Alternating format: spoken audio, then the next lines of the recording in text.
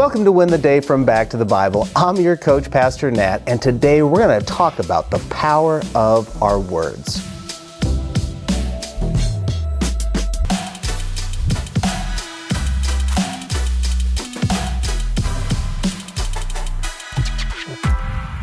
Misinformation, misquoting, misspeaking, or fact-checking.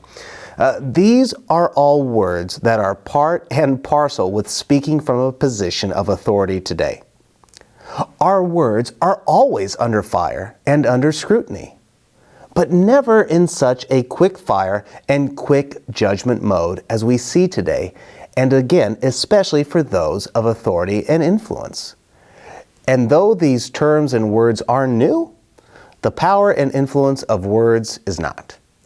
For the past 2 chapters of James' letter, James has been focusing on the importance of our actions and their reflection of our relationship with God.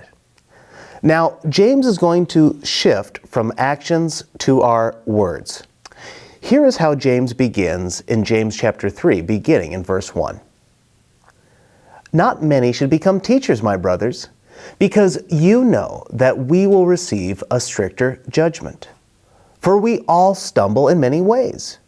If anyone does not stumble in what he says, he is mature and able to control the whole body. One of those questions that I often get is, why are you a pastor? Or how did you become a Bible teacher? Well, many people are surprised when I say I wasn't looking for it. It really was a calling. You see, when Arnie Cole, our CEO, asked me if I wanted to help lead Back to the Bible into a new day, I told him no thank you. Now, it's not that I didn't feel called to ministry or a leadership role in ministry, but you see, there's just such a unique burden in preaching and teaching. It's just not something to be sought, but rather a calling. Well, today I can say that God called. I answered, but not with utmost respect and concern for the call. James says, not many of you should become teachers, because you will receive a stricter judgment. Now, the role of a teacher, or in the time of this writing, maybe a rabbi, it was both prestigious and burdensome. But with this role came great responsibility, and it came with great ramifications. This is likely where there is stricter judgment. Now, this is both true from God, according to Jesus, in Luke chapter 12, verse 48, but it also is true for how it impacts the lives of our pupils and the reputation of the gospel. Now, James also says, the person who masters his tongue or his words is truly mature. Think about what Jesus said. Jesus said that out of the mouth flows the condition of our heart.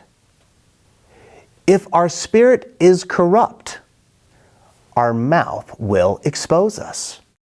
And it's true, as James said in chapters 1 and 2, our lives and how we live really does matter.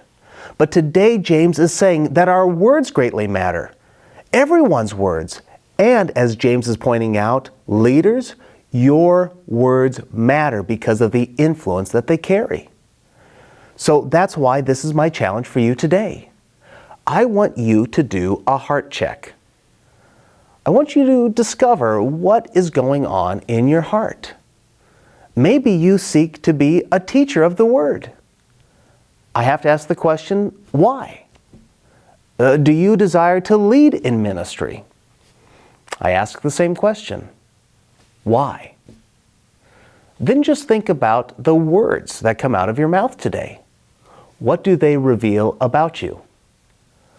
What about your emails? What about your texts? It may be frightening to discover what it reveals, because our words, they can build up or they can burn down. Which will it be for you? Today, choose the right words and make sure your motives are right. When we do, we will win the day.